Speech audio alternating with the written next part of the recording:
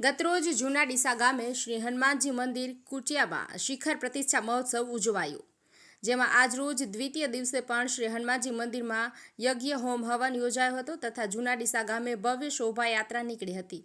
આ શોભાયાત્રા જૂના ડીસા ગામમાં ફરી નિજ મંદિરે પરત ફરી શોભાયાત્રામાં ગ્રામજનો બહોળી સંખ્યામાં જોડાયા હતા।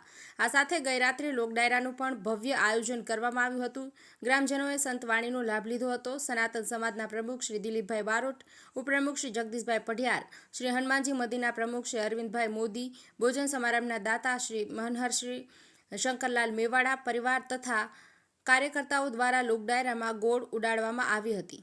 આ શોભાયાત્રામાં પૂર્વ રાજ્યસભાના સાંસદ શ્રી દિનેશભાઈ અનાવાડિયા, શ્રી મનહરલાલ મેવાડા, શ્રી અરવિંદભાઈ મોદી, સુરેશભાઈ અનાવાડિયા, હસમુખભાઈ મોદી, ભુરાભાઈ ઠાકોર, તાલુકા ડેલિગેટ શ્રી પિયુષભાઈ પુનડિયા, પાશાભાઈ ઉઝિયા, પશાભાઈ કોતરવાડિયા, પશાભાઈ અનાવાડિયા, સુરેશભાઈ માળી, સુરેશભાઈ અનાવાડિયા તથા સર્વે ધર્મના ધર્મપ્રેમી ભાઈઓ બહેનો, બાળકો, વડીલો તથા દૂર દૂરથી પધારેલા મહેમાનો, સંતો, મહંતો અને ભાવિકજનો સૌ ઉપસ્થિત રહીને શોભામાં અભિવૃદ્ધિ કરી હતી।